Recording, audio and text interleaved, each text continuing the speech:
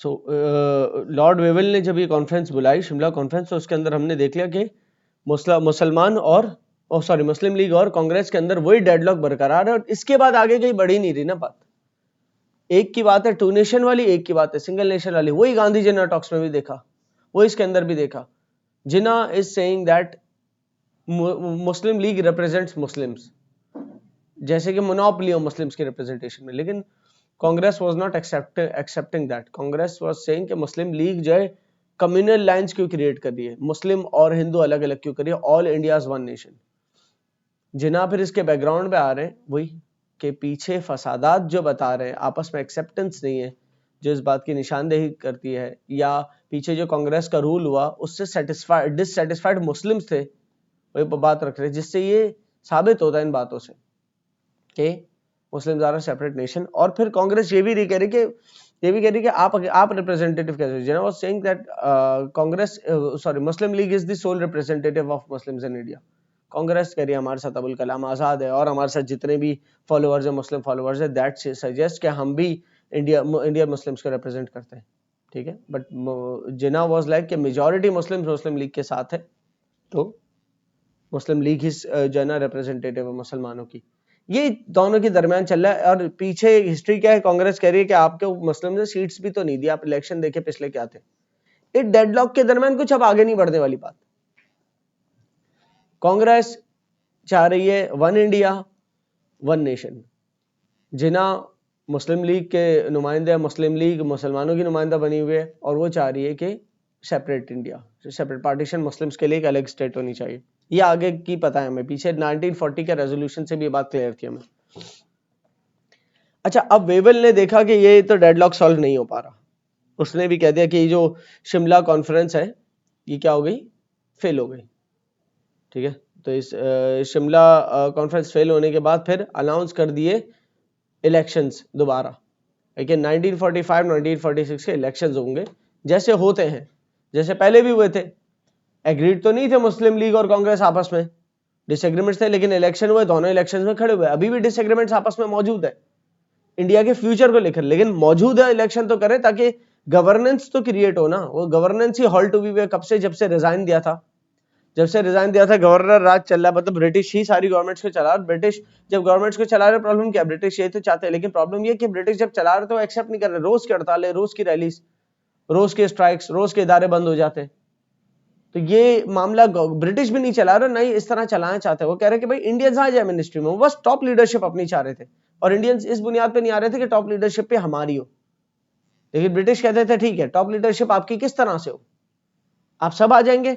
तो कांग्रेस कहती थी हाँ ऑल इंडिया जो भी मिनिस्टर इलेक्ट हो गया। मुस्लिम कहते हैं नहीं, ऐसी टॉप लीडरशिप नहीं चाहिए, हमें सेपरेट जो है ना वो चाहिए, सेपरेट प्रोविंसेस चाहिए हमारे। अब ये टॉप लीडरशिप की तो बहस चली रही है, उस बहस का कोई नतीजा ना होते हुए बहरहाल कहा कि जैसे पहले इलेक्शन हुए वैसे इलेक्शन किए जाए। अब के जो इलेक्शंस हुए तो मुस्लिम लीग ने जो मुसलमानों की सीट्स थी उसमें से 87% जीती। जो सेपरेट इलेक्टर्स थे ना, रिजर्व्ड मुसलमानों की जो सीट्स थी, तमाम प्रोविंसेस की मिला के तकरीबन 500 सीट्स कह लो, तो उसमें से 442 मुस्लिम लीग ने जीती सीटें। ये बहुत बड़ा नंबर है। इससे पहले मुस्लिम लीग ने मुस्लिम मेजॉरिटी प्रोविंसेस पे सीट्स नहीं जीती थी, बहुत ही थोड़ी सी जीती थी। जिसकी एक मिसाल है कि पंजाब के अंदर टोटल मुस्लिम सीट्स में से पिछले इलेक्शन में मुस्लिम लीग ने सिर्फ 2 जीती थी। इस दफा पंजाब के अंदर टोटल मुस्लिम सीट्स में से 73 जीती है मुस्लिम लीग ने। That is a very big difference between two elections. क्यों?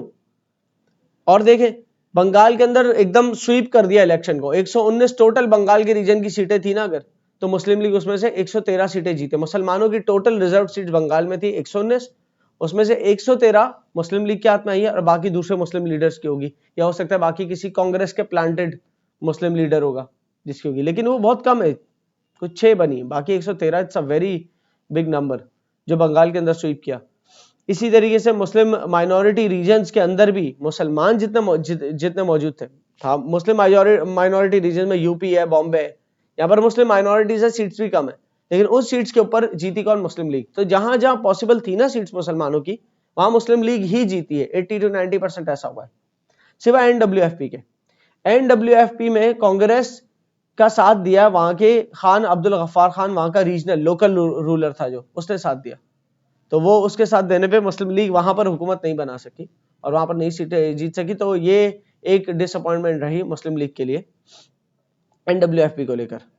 ठीक है, बाकी कांग्रेस की बात करें तो कांग्रेस ने 90% सीटें जीती है, वो तमाम नॉन मुस्लिम्स वाली सीटें जो थी।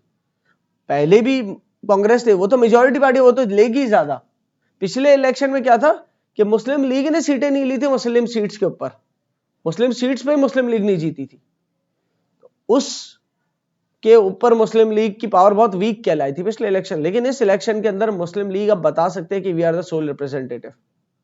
ठीक है, आप अगर एक एक करके लाइन देखो, मुसलमानों की रिजर्व सीट में से 87% मुस्लिम लीग जीती है, और जनरली जितनी बाकी सीटें थी मुस्लिम सीट्स के अलावा, जो मुस्लिम सीट्स के अलावा थी उसमें तो मुसलमान इलेक्शन लड़ ही नहीं रहे थे ना, मुस्लिम लीग इलेक्शन लड़ ही नहीं रही थी ना, वो जनरल सीट्स थी। उसमें से 90% पे कौन जीती? कांग्रेस जीती, कोई वही एक लार्जेस्ट पार्टी थी उस वक्त। इसी तरीके से कांग्रेस ने हिंदू मेजॉरिटी प्रोविंसेस को डोमिनेट किया, मुस्लिम लीग ने जो है मुस्लिम मेजॉरिटी प्रोविंसेस को डोमिनेट किया। ठीक है, कांग्रेस के बारे में कि 8 प्रोविंसेस में मिनिस्ट्रीज बनाई कांग्रेस ने। तो being a large party, Muslim league ने तो पहले एक में भी नहीं बनाई थी ना, एक प्रोविंस के अंदर भी हुकूमत नहीं बनाई थी, एक में बनाई थी पंजाब में, वो भी 2 सीटें थी मुस्लिम लीग के पास, उसमें बहुत वीक कंट्रीब्यूशन था। ठीक है, वो किसी और के लोकल लीडर्स के साथ कोलिशन करके बनाई थी मुस्लिम लीग ने। लेकिन इस दफा क्या हो रहा है कि कांग्रेस ने 8 प्रोविंसेस में तो हुकूमत बनाई अपनी, पहले भी बनाई थी कांग्रेस ने 8 प्रोविंसेस में, अभी भी बनाई 8 प्रोविंसेस में, पर पहले मुस्लिम लीग ने कोई नहीं बनाई थी। अब मुस्लिम लीग ने जो है वो इन 8 प्रोविंसेस में रहते हुए भी अपनी पावर दिखाई कि कांग्रेस ने ऐसे स्वीप नहीं कर दिया, जहां पर मुस्लिम सीट थी वहां पर मुस्लिम लीग ही जीती है, और इसके अलावा की जो 3 प्रोविंसेस हैं उस पर मुस्लिम लीग ने सीट वो हुकूमत बनाई। वो कौन से होंगे? सिंध होगा, पंजाब होगा, तीसरा आई थिंक बंगाल होगा। ठीक है, इन 3 के अंदर जो है ना मुस्लिम लीग ने अपनी हुकूमत बनाई होगी। इसके अंदर 1945-46 के इलेक्शंस के अंदर के जो नंबर्स है ना, यू जस्ट राइट देम, ये जो चंद एक पॉइंट्स लिखे हैं, ये पॉइंट्स के बारे में आप एक पैराग्राफ भी लिख सकते हो, इसको एक पैराग्राफ बना दो, इसको एक पैराग्राफ बना दो, तो ये आपको जहन में आ जाएगा कि इसके अंदर क्या हुआ था पिछले इलेक्शंस के साथ देखते हुए, जो है ना आप डिफरेंस बता सकते हो कि कितना बड़ा परफॉर्मेंस डिफरेंस है। एमएल्स इमरजेंस, अब मुस्लिम लीग सक्सेसफुल हुई क्योंकि उसके पास मुसलमानों के मासेस की सपोर्ट आ गई थी। आप पूरे इंडिया से नहीं देखना एमएल को कंपेयर करना, पूरे इंडिया का क्या मुद्दा ही नहीं उठाया था मुस्लिम लीग ने। मुस्लिम लीग ने जिन रीजन्स का मुद्दा उठाया था कि ये अलग हो जाए, उन रीजन्स में मुस्लिम लीग की क्या परफॉर्मेंस है वो काउंट होती है। तो उन रीजन में मुस्लिम लीग स्ट्रांग होने का मतलब ये हो गया, अब मुस्लिम लीग का ये जो क्लेम था कि हम सोल रिप्रेजेंटेटिव हैं इंडियन मुस्लिम्स के, इस क्लेम को एक जान मिल गई है, फ्यूल मिल गई है ये इलेक्शन जीतने के बाद। सही है, ये क्यों हुआ? मुस्लिम लीग ने इतनी अच्छी परफॉर्मेंस क्यों दिखाई पिछले की पहले की बनिस्बत? इसलिए क्योंकि एक तो कांग्रेस का जो पिछला रूल था वो अच्छा नहीं था, तो उससे बहुत सारे जो है ना लोग मुंतशिर हो गए होंगे कि यार मुतनफिर हो गए होंगे, नफरत कर रहे होंगे कि नहीं ये तो हमारे खिलाफ जा रही। तो बहुत सारे इंडियन मुस्लिम्स ने उसके ऑपोजिट किसको सपोर्ट करना था? फिर मुस्लिम लीग को ही सपोर्ट करना था कि कांग्रेस अगर हमारे हक में नहीं है तो फिर मुस्लिम लीग है। तो एक तो बहुत सारे लोग मुस्लिम लीग के बैनर के नीचे इस वजह से आए, फॉलोअर बने। फिर मुस्लिम लीग ने बड़ी एक्टिवली कैंपेनिंग की, अपनी बहुत सारी हर इलाके की लोकल ब्रांचेस क्रिएट की थी, रिलीजियस स्कॉलर्स से राब्ते किए थे, स्टूडेंट से राब्ते किए थे, अलग अलग जगह जाकर डिबेट्स और वो जो होती है ना कैंपेनिंग इलेक्शन की, लोगों को अवेयर किया था मुस्लिम लीग के मिशन के बारे में। ठीक है, और इस वजह से मुस्लिम लीग की सपोर्ट बनी कि मुस्लिम लीग ने खुद मेहनत बहुत की। दूसरी, जो कांग्रेस का मिस रूल था, कांग्रेस का जो रूल था जो कि मुसलमानों के अगेंस्ट फील हुआ था मुस्लिम कम्युनिटी को, तो उसकी वजह से कांग्रेस से डाइवर्ट होकर मुस्लिम लीग की तरफ आए बहुत सारे इंडियन मुस्लिम्स। फिर एक और वजह ये कि उस दौरान ये 4-5 साल जो पिछले गुजरे कांग्रेस के रिजाइन के बाद से कम्युनल डिवाइड बहुत होना शुरू हो गया, कम्युनिटीज के राइट्स फड्डे जिसे कहते हैं फिरका वाराना फसादात, ग्रोह, दो हिंदू मुस्लिम दो अलग कम्युनिटीज हैं, तो इनके जो फसादात जो है वो वक्त के साथ बढ़ते जा रहे थे। तो मुसलमान सेंटिमेंट एक एज अ मुस्लिम यूनाइट होकर अपना एक सेंटिमेंट रखते थे, और जब वो यूनाइट हो रहे थे हिंदूज के अगेंस्ट तो वो पॉलिटिकल पार्टी कौन सी ढूंढते? मुस्लिम लीग ढूंढते। तो ये 3-4 वजह हैं जिसकी बुनियाद पर मुस्लिम लीग इतनी पॉपुलर हुई कि इन इलेक्शन के अंदर पिछले इलेक्शंस की बनस्बत बहुत बड़ा डिफरेंस देखने को मिला उसे।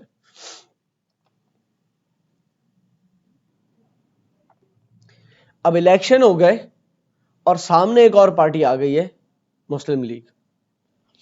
तो फाइनली प्राइम मिनिस्टर क्लेमेंट एटली, वो ब्रिटिश प्राइम मिनिस्टर था, उसने भी ये एक्सेप्ट किया कि इंडियन पॉलिटिक्स के अंदर, वो तो ब्रिटिश प्राइम मिनिस्टर था लेकिन इंडिया का भी तो केस आगे आता था ना, तक कि इंडियन पॉलिटिक्स के अंदर कोई भी कदम लेते हुए आप मुस्लिम लीग को वो नहीं इग्नोर नहीं कर सकते, कि अब तो बाकायदा मैंडेट है उनके पास, मतलब लोगों की सपोर्ट है उनके पास।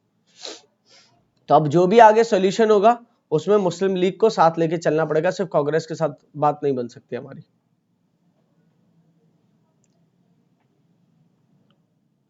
ब्रिटिश ने एक और डेपुटेशन, डेलीगेशन या मिशन कह लो, एक और मिशन भेजा जिसका नाम था कैबिनेट मिशन। इसका क्या काम था? इसका काम यह था कि अब मुस्लिम लीग को भी तो सीरियस लेना है ना, तो अगर किसी तरह इंडिपेंडेंस के साथ इंडिया चल सके, एक साथ हो पर इंडिपेंडेंट भी हो, मतलब प्रोविंसेस की अपनी इंडिपेंडेंस हो लेकिन इंडिया एक ही हो, ऐसा कुछ कर लें अगर, तो कैबिनेट मिशन ने आया और जो की स्टेक होल्डर्स है जैसे कांग्रेस हो गई, मुस्लिम लीग हो गई, तो इनके साथ निगोशिएट किया और अपना प्लान सामने पेश किया कि इंडिया को 3 हिस्सों में तोड़ा जाए, group A, group B, group C. Group A Hindu majority provinces, group B Muslim majority provinces, group B में north west Muslim majority provinces और ग्रुप सी में ईस्टर्न जोन। अगर हम, मेरे पास यहाँ मैप है, ये मैप तो खैर बाद में यूज होगा अभी, लेकिन मैं यहां पर रहते हुए दिखाऊं तो ग्रुप बी ये वाला है, ग्रुप सी ये वाला है, ठीक है, और बाकी सारा ग्रुप ए है, ठीक है। तो group A Hindu majority provinces, group B north west Muslim majority, north west ये वाला हिस्सा Muslim majority provinces, group C ये ईस्ट वाला, ठीक है। ये 3 ग्रुप से तोड़ा और सेंटर के पास बहुत लिमिटेड पावर, और इन 3 ग्रुप्स के पास अपनी अपनी, अब ये 3 ग्रुप्स हैं, इनमें अपने अपने प्रोविंसेस हैं और प्रोविंसेस के पास ऑटोनॉमी है, मतलब अपनी हुकूमत खुद चलाएंगे जैसा कि जिना चाहते थे। सेंटर के पास लिमिटेड पावर, डिफेंस जो पूरे मुल्क का डिफेंस होता है, आर्मी, पुलिस की बात नहीं हो रही, पुलिस तो प्रोविंसेस की अपनी होगी ना, लेकिन डिफेंस पूरे मुल्क का जो होता है, जो दूसरी कंट्रीज के साथ बॉर्डर लगता है, तो वो सेंटर के अंदर है।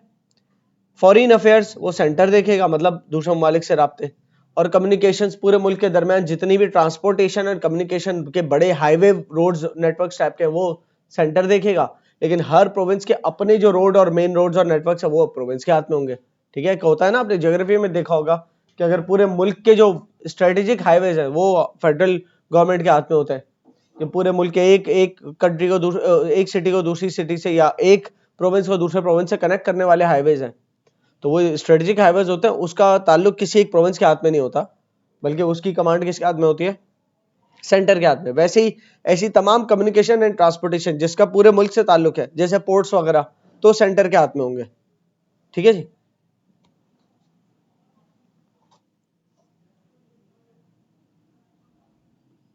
तो बहरहाल ये कैबिनेट मिशन के तहत अब प्रोविंसेस खुद डिसाइड कर सकते थे वो क्या चाहते हैं फाइनली, और सेंटर के पास लिमिटेड पावर्स रहेंगी, सही है।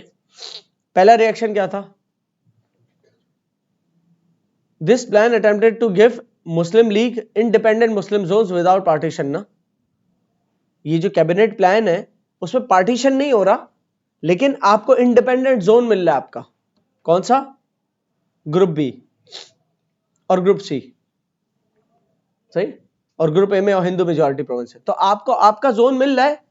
इस बुनियाद पे मुस्लिम लीग ने एक्सेप्ट कर लिया इसको, क्या चलो ये मिनिमम है जो हम एक्सेप्ट कर सकते, कंप्लीट इंडिपेंडेंस नहीं मिल रही ना, लाहौर रेजोल्यूशन के बाद से तो अलग ही मांग रहे थे कि हमें कंप्लीट इंडिपेंडेंस दो, लेकिन कहा कैबिनेट मिशन प्लान को हम एक्सेप्ट करते हैं क्योंकि ग्रुप बी और सी को आज हम एक्सेप्ट करते हैं और इस बुनियाद पे हुकूमत ऐसे बनाते हैं, ग्रुप बी और सी के अंदर हमारे पास मेजॉरिटी हुकूमत रहेगी, इसमें कोई सेंटर हमें बीच में मुदाखलत नहीं करेगा, सिवाय कुछ चीजों के, करेंसी हो गई या फौज हो गई, ये वाली चीजों में हमारा ताल्लुक नहीं है, लेकिन मुल्क के अपने अंदर जितना वो अपने प्रोविंस में अपना हम जितना टैक्स कलेक्ट करें, जितना स्पेंड करें, जो भी पॉलिसीज हो एजुकेशन की, रिलीजन की, हम अपने अपने आप लेके चलेंगे, तो इसमें कोई सेंटर की मुदाखलत नहीं होगी, तो हम खुल के अपना जो है ना वो हुकूमत चला सकते हैं प्रोविंसेस में, मुस्लिम मेजॉरिटी प्रोविंसेस में। इससे खुश है मुस्लिम लीग, ठीक है, मुस्लिम लीग ने एक्सेप्ट किया इसको। कांग्रेस ने भी एक्सेप्ट कर लिया कि ऑन पेपर इंडिया एक है और प्रोविंसेस के पास अपने अपने इख्तियार आता है, कांग्रेस ने भी एक्सेप्ट कर लिया। अब इसके तहत आगे गवर्नेंस चलनी चाहिए ना, लेकिन एक नेहरू की, जवाहरलाल नेहरू की कंट्रोवर्शियल स्टेटमेंट आ गई। कांग्रेस का प्रेसिडेंट था जवाहरलाल नेहरू, और वो कह रहा है कि जो कैबिनेट का मिशन हम एग्री कर रहे हैं ना, इससे हरगिज मतलब ये नहीं है कि ब्रिटिश के बाद ब्रिटिश के निकल जाने के बाद भी हमें इस पे चलना जरूरी है। मतलब प्रोविंसेस की जो ऑटोनॉमी है वो आप नहीं चलने देंगे क्या उसके बाद?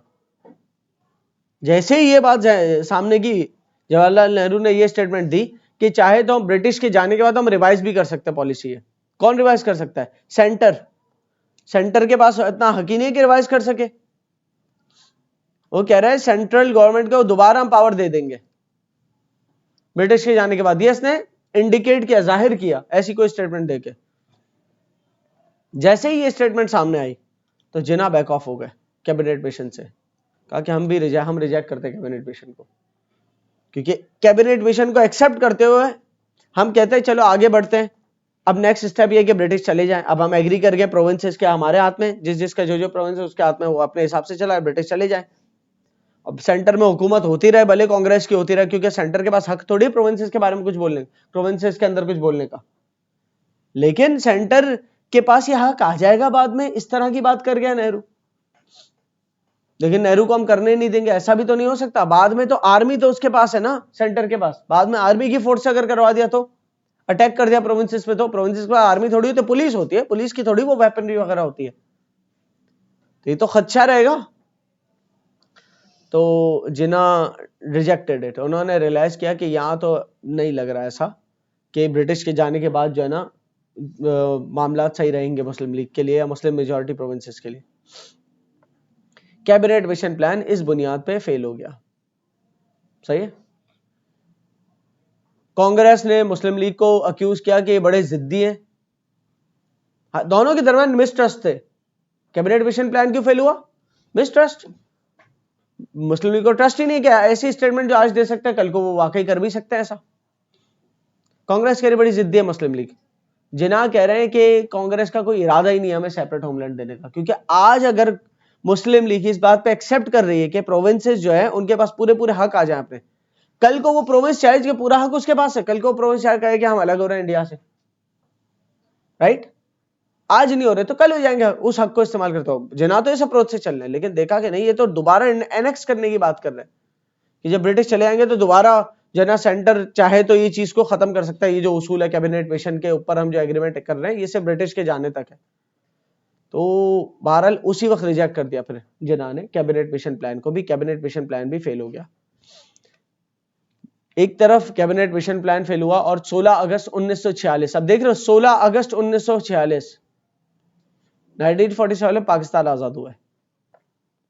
तकरीबन उससे एक साल पहले डायरेक्ट एक्शन डे कॉल किया मुस्लिम लीग ने, अनाउंस कर दिया डायरेक्ट एक्शन डे के। डायरेक्ट एक्शन डे का मतलब इमीडिएट पार्टीशन चाहिए। पूरी मुस्लिम लीग रोडों पे आ गई, सारे फॉलोअर्स रोडों पे आ गए, रैलियां निकालना शुरू हो गए कि हमें इमीडिएट हमारे प्रोविंसेस अलग करके दो। हम जीत गए हुकूमतें जहां जहां, वो प्रोविंसेस हमारे, वो प्रोविंसेस अब सेपरेट होमलैंड बनेंगे, सेपरेट पाकिस्तान बनेंगे वो। सही। इसकी बुनियाद पे नॉर्थ वेस्ट ऑफ इंडिया में तो चलो हो ही रही थी रैलीज और फड्डे, कम्युनल राइट्स भी हो रहे होंगे। कम्युनल राइट्स का मतलब फिरका वाराना फसादात, वो तो फसादात हो रहे होंगे। लेकिन ईस्ट के अंदर जो बंगाल वाले रीजन है उसके आस, कलकत्ता भी उसी का पार्ट बनता है, तो वहां पर बहुत वायलेंट हो गई। उसके अलावा जो प्रोटेस्ट थी वो ज्यादातर पीसफुल रही। बस प्रोटेस्ट अपना मकसद आप पहुंचा रहे ब्रिटिश तक और पूरे इंडिया तक, लेकिन कलकत्ता के अंदर जो है वो वायलेंट हो गए, वहां फड्डे हुए। तो उसके बाद जो है फसादात की बुनियाद पे, यहाँ पर नंबर लिखा है 5 से 10 हजार लोग मारे गए, दोनों तरफ मारे गए होंगे जाहिर है। टोटल तकरीबन 15,000 लोग इंजर्ड कुछ हुए, विच दिस इज हिस्ट्री का one of the deadliest communal riots. फिरका वाराना फसादात जो इस पूरी तारीख में यहाँ पर हुए ना इंडियन रीजन में, तो उसमें अब तक के समझ लो डेडलीस्ट में से एक था ये, सबसे खूंखार वाला तो नहीं कह सकते, खूंखार तरीन जितने भी राइट्स होंगे उनमें से एक ये भी है, कलकत्ता किलिंग्स के नाम से। कलकत्ता किलिंग्स की बुनियाद पर फिर पूरे मुल्क में और भी किलिंग्स हुई कि लेट सपोज कलकत्ता में मुसलमान देख रहे हैं कि हिंदुओं ने हमें मारा, या हिंदू देख रहे हैं मुसलमानों में, तो वहां उनके जो दूसरे मेजॉरिटी रीजन है वहां मुसलमानों पर जुल्म कर रहे हैं उस बुनियाद पे कि उसका बदला हम इस रीजन में लेंगे। इस तरह मुसलमान हिंदुओं से बदला ले रहे हैं, सिखों से बदला ले रहे हैं कि उनका बदला हम यहाँ लेंगे। समझ आ रही है? जिसके पास जहां ताकत है। अब ये फैलता जा रहा है फड्डा, डायरेक्ट एक्शन डे से शुरू हुआ रैलीज और वो फड्डे में तब्दील हुआ और ये फैलता जा रहा है। अब आग की तरह जहां जिसको मौका दिख रहा है, जहां ग्रुप जला के फड्डे हो रहे हैं, एक दूसरे में एनिमिटी आई हुई है, दुश्मनी की लहर छा चुकी है और हुकूमत के कंट्रोल में नहीं है। और ब्रिटिश कह रहा है, रियलाइज कर रहा है कि अब कोई पॉलिटिकल सॉल्यूशन चाहिए। कोई पॉलिटिकल सॉल्यूशन तो यही है, पार्टीशन कर दो, अगर नहीं किया तो सिविल वॉर हो जाएगी। सिविल वॉर मतलब खाना जंगी उर्दू में कहते हैं। खाना जंगी मतलब अवाम की आपस में जंग। जब अवाम आपस में जंग कर पड़े तो रोके कैसे? एक गवर्नमेंट है, एक आर्मी है, वो इसको रोके या उसको रोके, दो तरफ फैल जाएगी तो वो खुद भी अवाम का हिस्सा है। खुद गवर्नमेंट की भी अपनी साइड हो सकती है कि गवर्नमेंट के भी बहुत सारे हिस्से, ये वाला प्रोविंस किसके हक में है, वो वाला प्रोविंस किसके हक में है, तो गवर्नमेंट आपस में लड़ेगी। ब्रिटिश को अब कुछ समझ में नहीं आ रहा है हिसाब किताब, वो कह रहे हैं जल्दी इसको खत्म करना है। अब आपके पास एक बहुत इंपॉर्टेंट आ जाता है 3 जून प्लान। ये 3 June plan is like almost independence. यहां से बाउंड्रीज बन गई है सारी, ठीक है। 3 जून प्लान 1947 के अंदर है। ये लॉर्ड माउंटबेटन नया वाइसरॉय अपॉइंट होता है, जिसको टास्क दिया जाता है प्राइम मिनिस्टर की तरफ से कि आप इंडिया के अंदर जाए नए वाइसरॉय बन के, आपने इंडिया को आजाद करना है। अब वो माने या ना माने, हम 1948 के मिड तक है यहाँ इंडिया में, बस हम निकल आएंगे। उसके बाद ये हमसे अगर एग्री करते तो एग्री करे, डिसएग्री करते डिसएग्री करे, आपस में लड़ मार के खत्म हो जाए, हमें कुछ नहीं, हम निकल आएंगे इंडिया से 1948 तक। ये प्राइम मिनिस्टर क्लेमेंट एटली ने कह दिया। Prime minister Clement Attlee stated British would leave India by June 1948। एक साल बाद ब्रिटिश हट जाएंगे इंडिया से।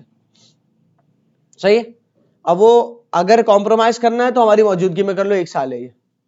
वाइसरॉय को भेजा माउंटबेटन को कि ट्रांसफर ऑफ पावर करवा के आओ, कि किसके हाथ में क्या पावर है, प्रोविंसेस इंडिपेंडेंट होंगे नहीं होंगे, आपस में कॉम्प्रोमाइज हो रहा है तो करवाओ। अब 3 जून के दिन 3 जून 1947 में ये प्लान है जो वाइसरॉय माउंटबेटन ने अकेले नहीं बल्कि जितने भी ब्रिटिश हाई ऑफिशियल्स हैं उन्होंने मिलकर बनाया होगा, इंडियन पार्टीज को प्रेशर देने के लिए कि आपके पास बहुत टाइट डेडलाइन है, एक ही साल है, इसके अंदर अपने मामला सुलटा लो जैसे हो सकता है, वरना क्या हो जाएगा, ब्रिटिश जा चुके होंगे। अब 1947 में ऑलरेडी फड्डे चल रहे हैं, 3 जून प्लान आ जाता है, रोज की तादाद में सैकड़ों लोग मारे जा रहे हैं और बढ़ता जा रहा है। एक साल भी अब ज्यादा दिख रहा है, एक साल भी बहुत ज्यादा नजर आ रहा है। 3 जून प्लान से 3-4 महीने पहले ही ये खदशात आ गए थे कि तो ऑल आउट सिविल वॉर हो जाएगी, पूरे इंडिया के अंदर सिविल वॉर हो जाएगी, एक दूसरे को काट डालेंगे। सही है।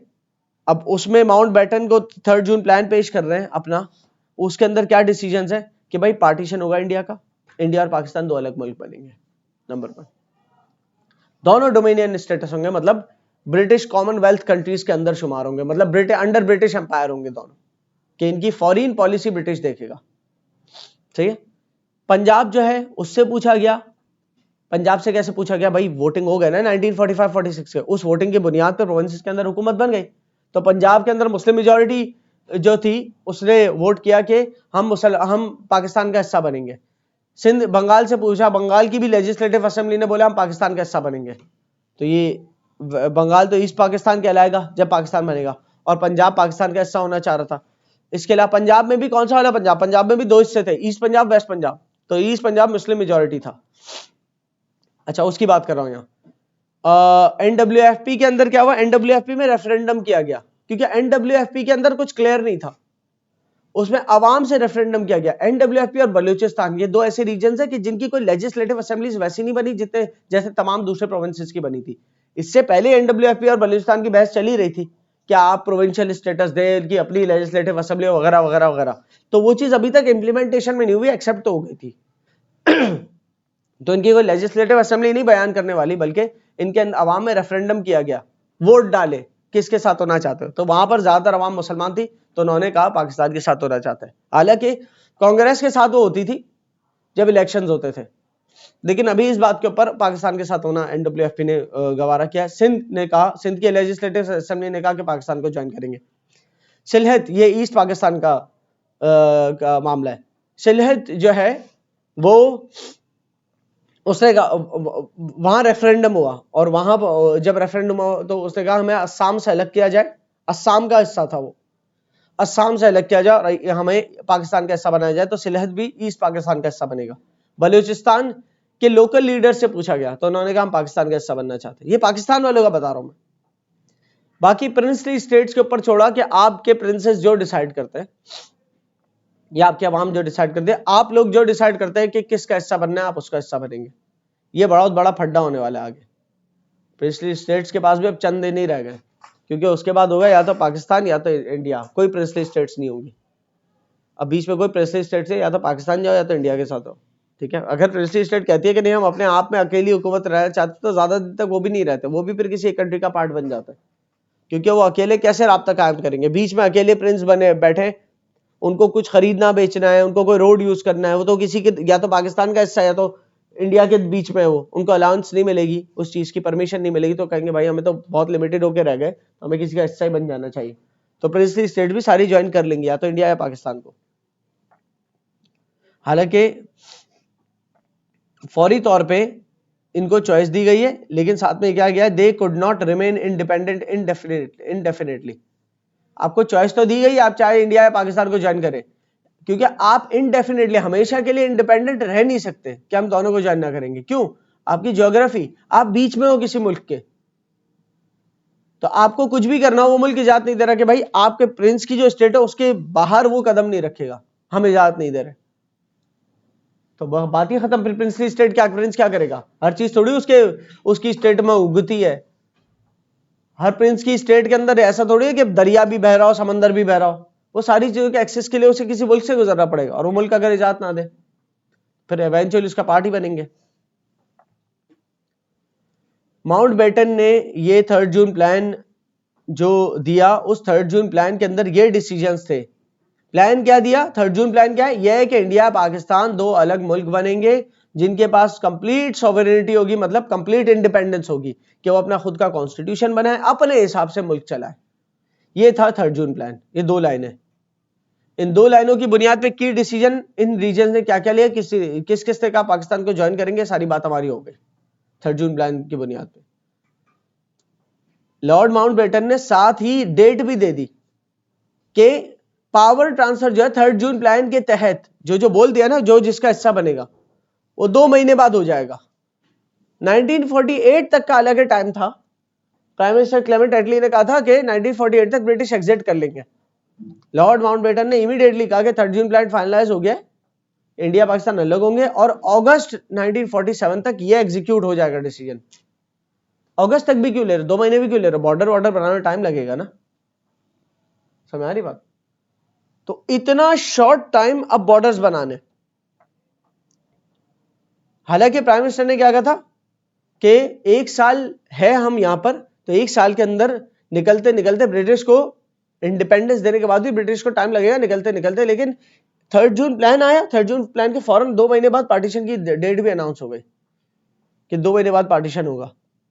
ये इतना शॉर्ट टाइम था अपनी फाइनलाइज करने के लिए अरेंजमेंट्स को, क्योंकि बाउंड्रीज, बॉर्डर्स बनाना सबसे बड़ा मसला। दूसरा मसला एसेट्स को डिवाइड करना, कि बॉर्डर तो बन गए, अब क्या क्या चीजें, कितना अमाउंट, कितने मिलिट्री के असासे वेपन्स वगैरह, कितने पुलिस के असासे वही वेपन्स वगैरह, कितनी स्टेशनरी, कितने दस्तावेजात, कितने डॉक्यूमेंटेशन, कितनी मशीनरी जो है वो पाकिस्तान के पास जाएगी और कितनी इंडिया के पास आएगी, ये सब डिस्ट्रीब्यूट करना। लोगों का माइग्रेशन, के कितने लोग जो पाकिस्तान का हिस्सा बनना चाहते हो, जो इंडिया में रह गए वो माइग्रेट करके पाकिस्तान जाएंगे, और जो पाकिस्तान में रह गए इंडिया का हिस्सा बनना चाहते हो वो सब छोड़ छाड़ के यहाँ पर आए। तो ये लिमिटेड ही ट्रेनें होंगी ना जो चलेंगी, तो इतने कम दौरानिये में ये सब भी करना है, ठीक है। अब 3 जून के बाद अगस्त के अंदर अगर पार्टीशन होना है, उस दौरानिये में बाउंड्रीज बनेंगी, जैसे ही बाउंड्रीज बनेंगी तो लोग माइग्रेट करना शुरू होंगे। वो माइग्रेट करना जब शुरू होंगे उतने में पार्टीशन की डेट भी आ गई, तो बहुत खून खराबा हो सकेगा, बहुत ज्यादा रश हो जाएगा ट्रांसपोर्टेशन पे, लोग पैदल सफर कर करके जा रहे होंगे, लोगों की चीजें अगवा हो रही, बच्चे अगवा हो रहे होंगे, बीवियां अगवा हो रही हो, लड़कियां बहुत सारी अगवा हुई है, बहुत सारी अबडक्शंस कहलाती है, बहुत सारे जो है ना कत्लो गारत हुई है, बहुत सारे लोगों की छीना झपटी हुई है, बहुत कुछ हुआ है इस पार्टीशन के माइग्रेशन के दौरान। तो ये सब के लिए बहुत कम टाइम था ये 3 जून प्लान और पार्टीशन के दरमियान। बहरहाल माउंटबेटन के तहत कि ये कोई एग्जिट रिक्वायर्ड है, क्योंकि कम्युनिटीज के फड्डे बढ़ते जा रहे हैं और रोज की तादाद में सैकड़ों लोग मारे जा रहे हैं, तो जल्दी से पार्टीशन की तरफ जाए हम। और इस बुनियाद पे उसने एक बाउंड्री कमीशन बनाया। बाउंड्री कमीशन मतलब एक कमेटी बनाई जो बाउंड्री डिसाइड करेगी। उस कमेटी का चेयरमैन कौन है? Cyril Radcliffe, sir Cyril Radcliffe, ठीक है, रैटक्लिफ ध्यान में रखना। ये रैटक्लिफ चेयरमैन है 2 बाउंड्री कमीशंस का। सर साइरल रैटक्लिफ को टास्क दिया गया कि आप चेयरमैन हो 2 बाउंड्री कमीशंस के, कमीशन 1 कमीशन 2। एक ये वाला जो है वो देखेगा ईस्ट पाकिस्तान की बाउंड्री के बारे में कि बंगाल कैसे वो बंगाल के बॉर्डर क्या होंगे पाकिस्तान का पार्ट बनते हुए, और दूसरा ये वाला जो है वो देखेगा पंजाब की बाउंड्री को जो वेस्ट पाकिस्तान का हिस्सा बनता है, ठीक है। ये दोनों का सरपरस्ती कौन कर रहा है? रैटक्लिफ। इन दोनों कमिटीज में जितने मुस्लिम मेंबर्स हैं उतने ही हिंदू मेंबर्स हैं, ठीक है। इनके दरमियान बहस होगी। अब क्या बहस होगी? वो एग्री थोड़ी करेंगे एक दूसरे की बात से। मुस्लिम्स कहेंगे XYZ रीजन हमारे पास होना चाहिए, बॉर्डर ऐसा बनाओ। हिंदूस कहेंगे नहीं, XY रीजन तो हमारे पास होना चाहिए जब बॉर्डर बनाओ। तो एग्री नहीं करेंगे किसी बात पे, तो फाइनल तो इसका वर्डिक्ट कहलाएगा ना। वो एग्री करे ना करे, वो तो बहस देख रहा है और कह रहा है नहीं मेरे तहत ये बाउंड्री बननी है। तो रैटक्लिफ बाउंड्री बनाएगा, उसे कहते हैं रैटक्लिफ अवार्ड। ये किसी को कोई अवार्ड नहीं मिला है। रैटक्लिफ अवार्ड का मतलब आप यूं समझ लें कि ये पॉलिसी कह लो।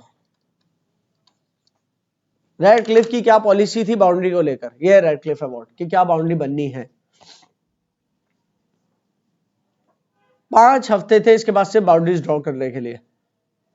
इसको बाउंड्रीज किस किस बात को मद्देनजर रखते हुए बना रही है कि मुस्लिम मेजॉरिटी एरियाज जो मुसलमानों के पास पाकिस्तान में जाए और हिंदू और सिख मेजॉरिटी एरियाज कहाँ रहे? इंडिया में जाए। एक बात।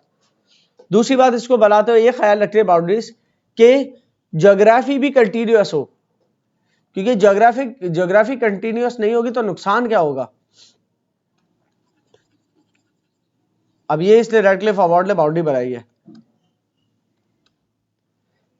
लेट सपोज यहां पर एक रीजन है, या इंडिया के अंदर बीच में एक रीजन है जो मुस्लिम पॉपुलेशन ज्यादा हो, लेट सपोज, या मुस्लिम को सपोर्ट करने वाली बहुत ज्यादा हो, लेकिन बीच में ये सारा हिंदू सपोर्ट है। तो ज्योग्राफी डिसकंटिन्यू हो रही है ना यहां से, तो इसको भी मद्देनजर रखना है कि ज्योग्राफी भी तो कंटिन्यूअस रहे, सही।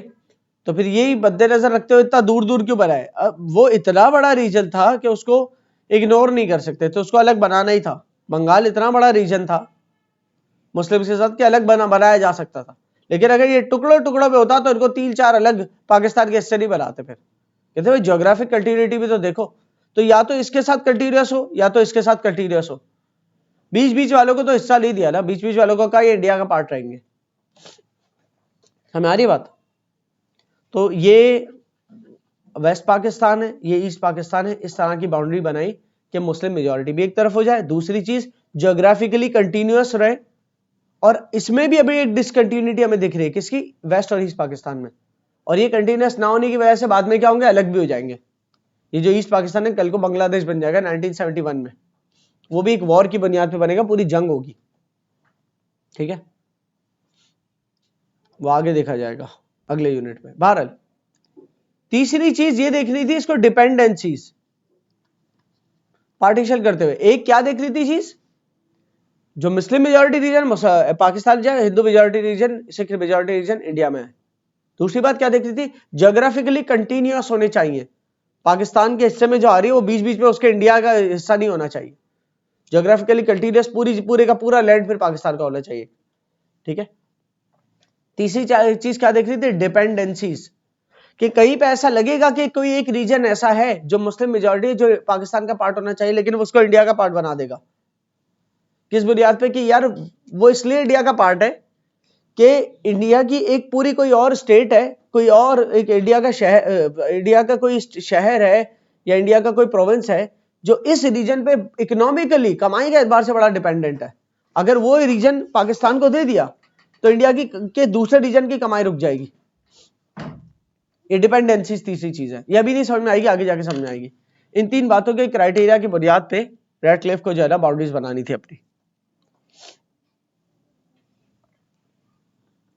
और ये इसने बाउंड्रीज बनाई। और ये जो बाउंड्रीज बनाई तो इन बाउंड्रीज के अंदर अगर आप गौर करें ना तो बाउंड्री बनने के बाद कुछ एरोज नजर आएंगे आपको, और ये जो एरोज दिख रहे हैं ना आपको, ये एरोज सजेस्ट कर रहे हैं हमारे माइग्रेशंस को। ये ऑरेंज एरो दिख रहा है मतलब पाकिस्तान से इंडिया माइग्रेट करेंगे लोग, ग्रीन एरो मतलब मुसलमान पाकिस्तान माइग्रेट करेंगे। ठीक है। तो अगर आपको लगता है कि आप यहां पर मेजॉरिटी हो, बीच पे कुछ मुसलमान है, तो वो माइग्रेट कर जाए वहां, क्योंकि ये हिस्सा भी इंडिया का हो गया। और ये रातों रात हो गया, रातों रात ऐसा हुआ कि एक गांव है उसके बीच में से बॉर्डर हो गया। आज सोए कल उठे, मेरा सामने वाला घर पाकिस्तान है और मैं इंडिया हूं। समझ आ रही बात? इस तरह से कि बॉर्डर जो गुजरा है शहरों गांवों के बीच में से भी गुजरा है। तो ये बड़ा शॉर्ट टेन्योर में बहुत कम टाइम था सोचने का इस बॉर्डर को बनाते हो, बस लेकिन बना दिया। बॉर्डर की डिस्ट्रीब्यूशन किस तरह से पंजाब की बताता हूं यहां।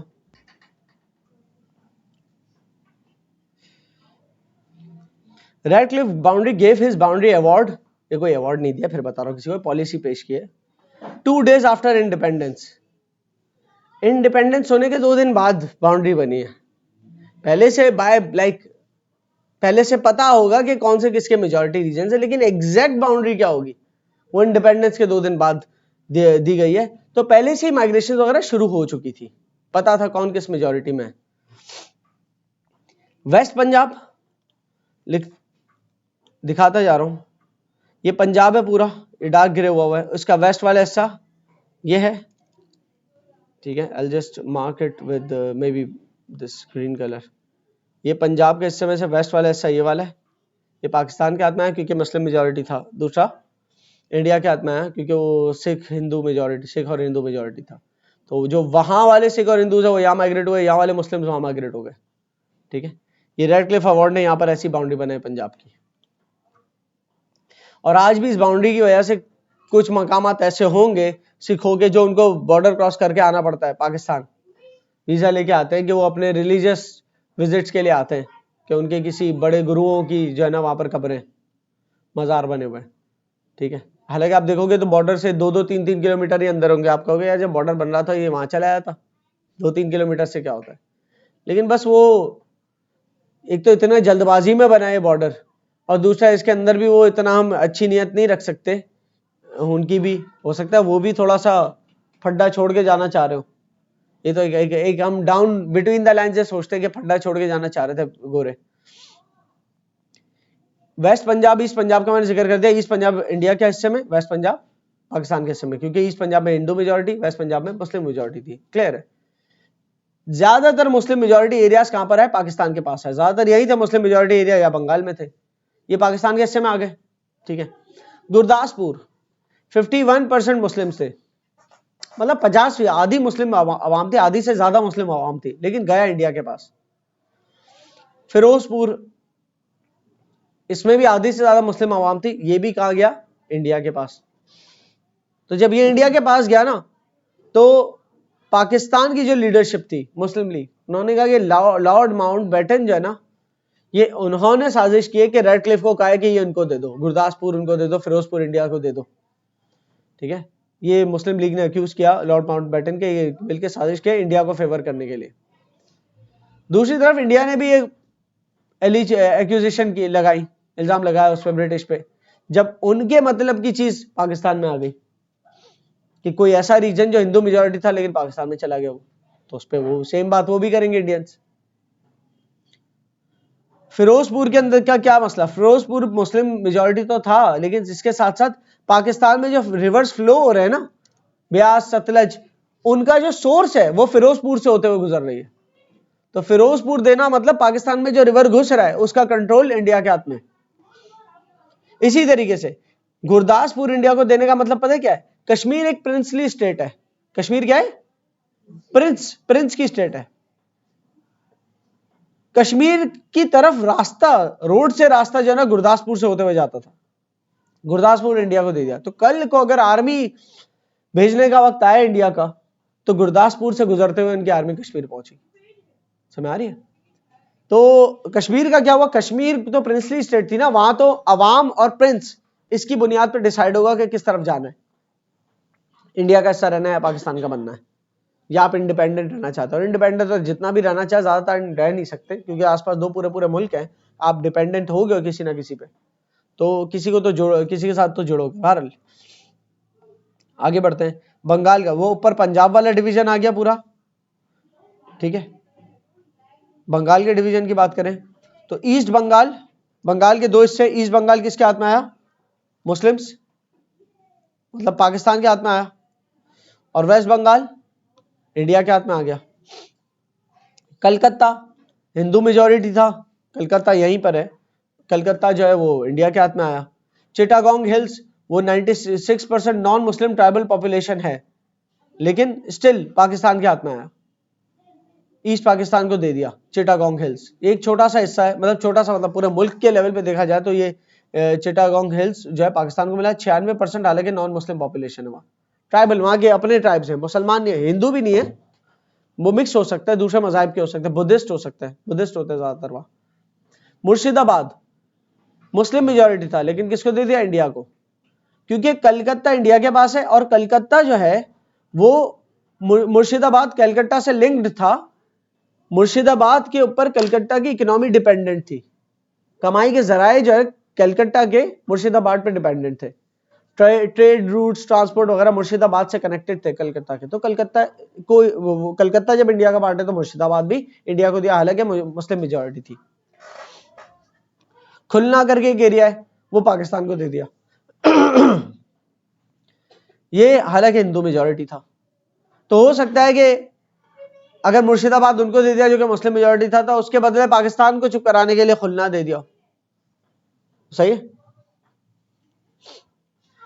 इसके पीछे लॉजिक्स क्या दी कि क्योंकि मुर्शिदाबाद कलकत्ता से लिंक्ड है, इसलिए जो है इस क्राइटेरिया की बुनियाद पे मुर्शिदाबाद इंडिया को दिया। क्योंकि क्राइटेरिया एक नहीं था ना, सिर्फ क्राइटेरिया से मेजॉरिटीज को देख के थोड़ी था, क्राइटेरिया ये भी तो देख के था कि ऐसे आप जो है ना कंटिन्यूअस बॉर्डर्स भी हो, नेचुरल फीचर्स भी साथ हो, इसी तरीके से इरिगेशन नेटवर्क या हुकूमत को चलाना, एडमिनिस्ट्रेशन या कमाई के जराए, वो उसकी डिपेंडेंसीज को देख के भी देख रहे हैं कि ऐसा ना हो कि एक हिस्सा इंडिया को दे दिया और जो हिस्सा इंडिया को दिया है उसका कमाई का जो जरिया है वो पाकिस्तान को दे दिया, या एक हिस्सा पाकिस्तान को दे दिया लेकिन उसके रिवर्स का जो हिस्सा जहां से रिवर फ्लो हो रहा है वो इंडिया को दे दिया, जो कि किया। ऐसा किया भी है कि रिवर के जो हेडवर्क है जहां से रिवर इनिशिएट करता है वो हिस्सा इंडिया के पास रखा और बाकी पाकिस्तान को दे दिया हिस्सा। और जो इंडिया के पास रखा, रिवर हेडवर्क्स भी वहीं थे और था भी मुस्लिम मेजॉरिटी फिरोजपुर, लेकिन वो फिर भी इंडिया को दे दिया। मुस्लिम मेजॉरिटी भी था और पाकिस्तान की इकोनॉमी, पानी का बहाव वहां पे डिपेंडेंट है, वो फिर भी वो इंडिया को दे दिया। तो इसके अंदर अनजस्ट रहा है मामला ये बॉर्डर को बनाते हुए। बहरहाल अब जो हुआ है तो अनजस्ट हुआ है, तो उसके बारे में लोग खुश भी नहीं होंगे। फिर Radcliffe award pleased no one, दोनों साइड्स को कुछ ना कुछ फील हुआ कि हमें रॉन्ग किया गया है। मुस्लिम लीग ने कंडेम किया, मजम्मत की कि गुरदासपुर और फिरोजपुर को इंडिया को दे देना ये बहुत अनजस्ट है, ठीक है, क्योंकि मुस्लिम मेजॉरिटी रीजन है। साथ ही फिरोजपुर से तो जो है वो दरिया का पानी पाकिस्तान के लिए आ रहा है, और इंडिया को रिजर्वेशन थी कि बंगाल को सही तरीके से नहीं काटा तोड़ा, खुलना क्यों दे दिया पाकिस्तान को, वहां तो हिंदू मेजॉरिटी है। भाई मुर्शिदाबाद आपको दिया है ना, वो मुस्लिम मेजॉरिटी है, ये भी तो समझो। फिर रेडक्लिफ अवार्ड इतना हरीड प्रोसेस था, इतना जल्दबाजी में प्रोसेस था कि लोग कंफ्यूज थे हम कौन से मुल्क से ताल्लुक रखते हैं। पार्टीशन तो हो गया, मोटा मोटा तो समझ में आ गया कि मुझे उस प्रोविंस में जाना है, लेकिन एग्जैक्ट लाइन अगर ड्रॉ हो जाए, मैं हूं तो मुझे लग रहा है इसी प्रोविंस में, मैं सिंध में आ चुका हूं मुझे लग रहा है, लेकिन पार्टीशन की लाइन ड्रॉ हुई है, मैं तो सिंध से बाहर हो गया, मैं तो इंडिया का हिस्सा हो गया। समझ आ रही बात? अब मुझे कुछ भी करके वो लाइन के उस तरफ जाना है, क्योंकि कल को यहाँ पार्टीशन जो हुआ यहाँ पर फेंसेस ड्रॉ हो जाएंगी, फिर मैं इजीली मूव थोड़ी कर पाऊंगा। तो लोगों को कंफ्यूजन थी मैं किस मुल्क का हिस्सा हूं, इस क्विक प्रोसेस की वजह से। बहुत सारे वायलेंस इस पार्टीशन की बाउंड्रीज के बाद हुए, क्योंकि जब मुल्क आजाद हो गया भाई, इंडिपेंडेंस तो कहलाती है 1947 में हो गई, 14 अगस्त 1947 में पाकिस्तान की इंडिपेंडेंस हो गई। इंडिपेंडेंस के बाद ये माइग्रेशन चल रही थी, पहले से माइग्रेशन शुरू हो गई थी, जिनको पक्का पक्का पता था कि कौन सा रीजन किसके पास जाना है। लेकिन जब बाउंड्री बन गई तो उसके बाद फिर माइग्रेशन और ज्यादा तेजी से रवा हुई, क्योंकि जो यहाँ पाकिस्तान आना चाहते हो आ जाए, जो इंडिया जाना चाहते हैं चले आओ। जब ये माइग्रेशन हुई तो आपस में लड़ाइयाँ भी हुई, छीना झपटी हुई, एक दूसरे का माल भी जब्त किया, और एक दूसरे के साथ जंग में कंसिडर करते हुए माले गनीमत समझा कि वो तो मेरा दुश्मन है, उसके साथ तो मेरी जंग है और मैं इसका माल तो छीन सकता हूं। अपने आप को जवाब भी दे दिया ना इस बात का कि मैं तो इसका माल छीन सकता हूं। क्यों छीन सकते हो? हमारे तो कम्युनल राइट्स फसादात चल रहे कब से, और हमारे साथ इन्होंने वहां गलत किया था, उस बुनियाद पे आज हम इनके साथ जो है ना बदला लेंगे, और बदले के चक्कर में जो सामान उसका छीन के चले गए, मार दिया, कत्ल कर दिया पूरी फैमिलीज को। और दोनों तरफ से हुआ, ये एक तरफ से नहीं हुआ। पूरी ट्रेन जली हुई आ रही है पाकिस्तान, पूरी ट्रेन जली हुई पहुंच रही है इंडिया माइग्रेशन की।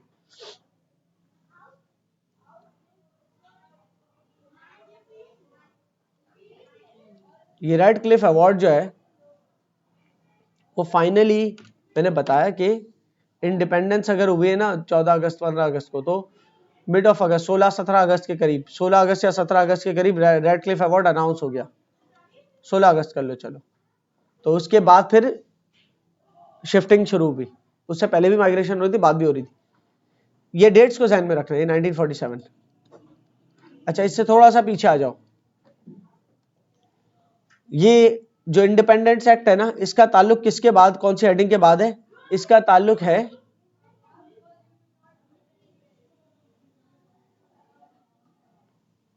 3 जून प्लान है, माउंटबेटन का प्लान। 3 जून प्लान के बाद आप जब प्लान बन गया तो उसको ऑफिशियली एक्सेप्ट किसने किया? इंडिपेंडेंस एक्ट ने। प्लान पेश किया है किसने? लॉर्ड माउंटबेटन ने। और ब्रिटिश पार्लियामेंट में एक्सेप्ट होगा वो प्लान। जब वो 3 जून प्लान एक्सेप्ट हो गया तो वो बन गया इंडिया इंडिपेंडेंस एक्ट। क्या?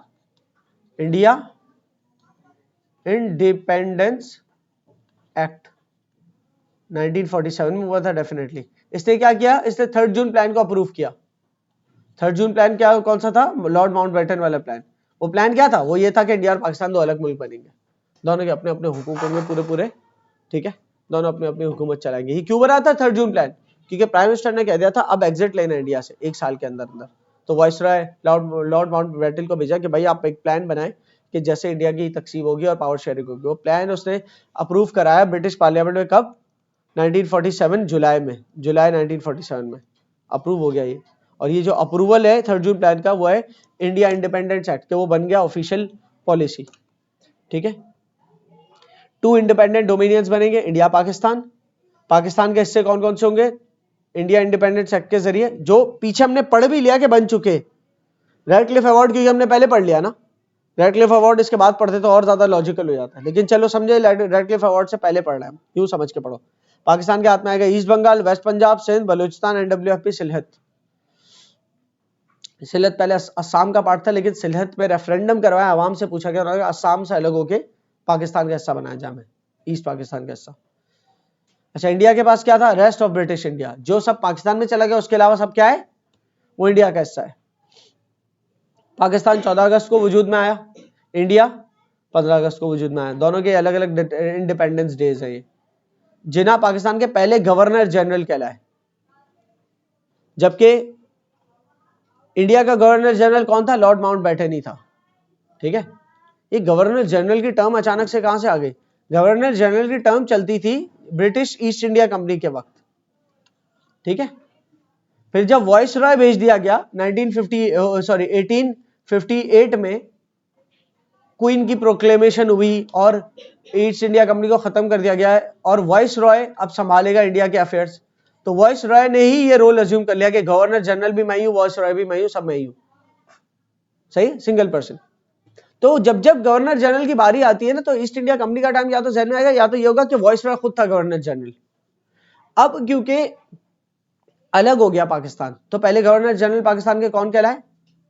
सबसे टॉप फिगर है, कौन है? जिन्ना। ठीक है, और इंडिया भी अलग हो गया, लेकिन इंडिया में अभी तक कौन है गवर्नर जनरल? जो वाइस रॉय है। और वाइस रॉय कौन था? Lord Mountbatten. ठीक है,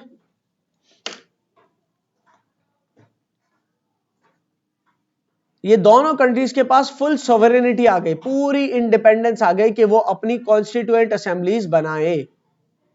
कॉन्स्टिट्यूएंट असेंबली मतलब वो अपनी आप की असेंबली बनाए, अपना कॉन्स्टिट्यूशन बनाए, अपनी पूरी असेंबली बनाए जहां से पूरी हुकूमत चलती है। असेंबली क्या होती है? पार्लियामेंट में जो असेंबल होते हैं सारे, अब वो चाहे सेंटर में हो प्रोविंसेस में हो। तो पाकिस्तान का एक सेंटर असेंबली बनेगी और हर प्रोविंस की अपनी बनेगी, राइट? यही होती है पाकिस्तान की अपनी फेडरेशन अब बनेगी आगे। अब वो इंडिया फेडरेशन का हिस्सा नहीं, अब पाकिस्तान की अपनी फेडरेशन बनेगी। ठीक है, दोनों कंट्रीज अपना खुद का कॉन्स्टिट्यूशन बना सकती है, और जब तक नहीं बना रही वो गवर्नमेंट ऑफ इंडिया एक्ट 1935 को अडॉप्ट कर ले। गवर्नमेंट ऑफ इंडिया एक्ट 1935 की बुनियाद पे ही 1937 के इलेक्शन हुए थे, फिर वहां से रिजाइन हुए 1939 पे, दोबारा 1945 के जो इलेक्शन हुए किसकी बुनियाद पे? कौन से उसूल की बुनियाद पे? गवर्नमेंट ऑफ इंडिया एक्ट की बुनियाद पे हुए थे 1935 की। तो गवर्नमेंट ऑफ इंडिया एक्ट 1935 बड़ा डिटेल्ड कॉन्स्टिट्यूशन था, तो उसी को अडॉप्ट किया इन दोनों ने कुछ चेंजेस करके। पाकिस्तान ने उसमें कुछ तब्दीलियां की, कुछ अपनी बातें डाली, ऑब्जेक्टिव रेजोल्यूशन अपना पेश किया कि पाकिस्तान जो बना है उसका क्या ऑब्जेक्टिव है, मुसलमानों की आजाद रियासत है उसका ऑब्जेक्टिव। ठीक है, तो गवर्नमेंट ऑफ इंडिया एक्ट 1935 को ही अडॉप्ट करते हुए सारी हुकूमत चलाएंगे, कब तक? जब तक पाकिस्तान अपना खुद का कॉन्स्टिट्यूशन नहीं बना लेता। और आज भी जो पाकिस्तान का कॉन्स्टिट्यूशन है उसके अंदर गवर्नमेंट ऑफ इंडिया एक्ट 1935 की चीजें मौजूद होंगी कहीं ना कहीं, क्योंकि सारे इदारे जो थे ब्रिटिश के थे, उन इदारों को लेके पाकिस्तान चलाना आगे। तो उन इदारों की जो पॉलिसीज ब्रिटिश ने बनाई होंगी कहीं ना कहीं ऐसी होंगी ना कि जिसके हिसाब से सही चल सकता है सारे मामला। तो जो ऐसी पॉलिसीज थी वो तो अभी रखी होंगी ना पाकिस्तान ने स्टिल अपने हाथ में, लेकिन बड़े पैमाने का चेंज कर चुका है पाकिस्तान। हर दफा कॉन्स्टिट्यूशन में कुछ ना कुछ चेंजेस आते हैं। ठीक है, लेकिन जब पाकिस्तान बना तो गवर्नमेंट ऑफ इंडिया एक्ट 1935 को अडॉप्ट किया उन्होंने कि यह भी हमारा कॉन्स्टिट्यूशन है। प्रिंसली स्टेट्स को क्या फ्रीडम दिया हुआ था?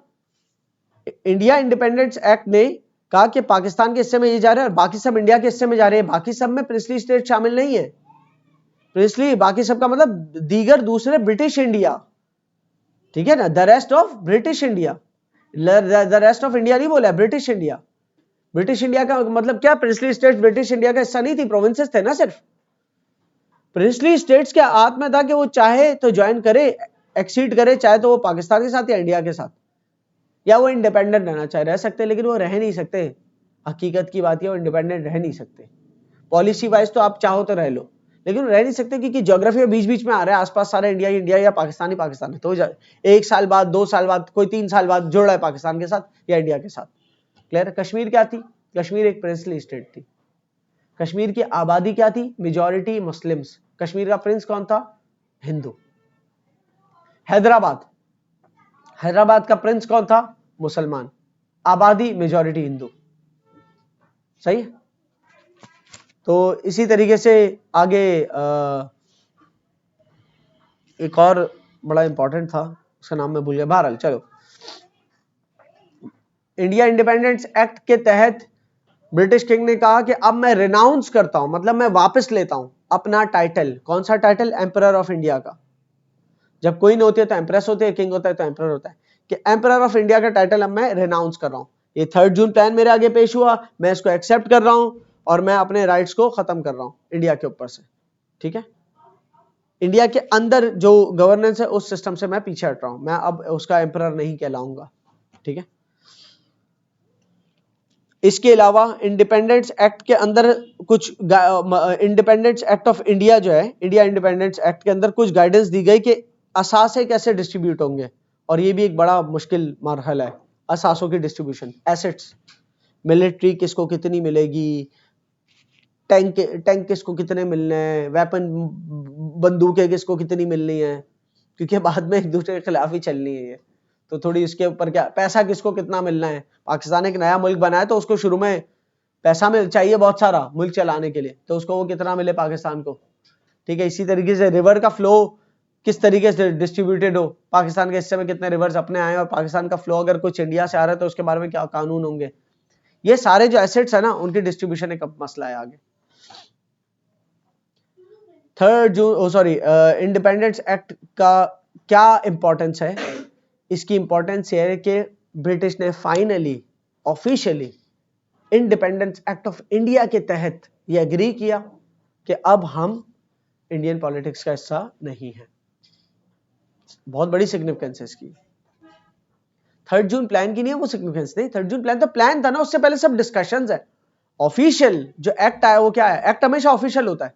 जो ऑफिशियल ब्रिटिश पार्लियामेंट में एक्ट पास हुआ और ब्रिटिश के किंग ने भी जिसको जो है ना अपना रॉयल एक्सेप्टेंस दी कि ब्रिटिश किंग की तरफ से भी एक्सेप्टेड है, ठीक है। तो वो इंडियन इंडिपेंडेंस एक्ट है जिसके तहत 200 साल ब्रिटिश राज जो है वो खत्म हुआ।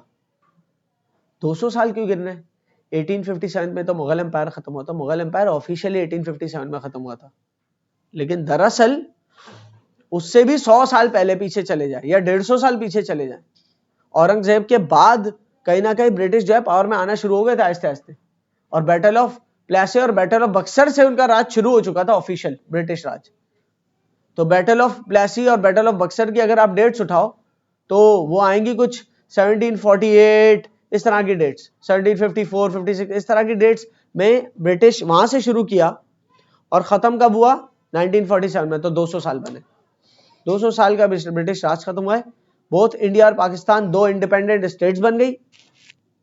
इंडियन इंडिपेंडेंस एक्ट की क्या इंपॉर्टेंस है, ब्रिटिश का 200 साल पुराना रूल ऑफिशियली खत्म हुआ होता है इस एक्ट के तहत। इस एक्ट के तहत 2 रियासतें आजाद बनती है, इंडिया अलग आजाद रियासत और पाकिस्तान अलग आजाद रियासत बनती है इस एक्ट के तहत। तीसरा, इस एक्ट की एक और इंपॉर्टेंस क्या है, हालांकि वो इसकी इंपॉर्टेंस अच्छी नहीं है लेकिन इंपॉर्टेंस तो है।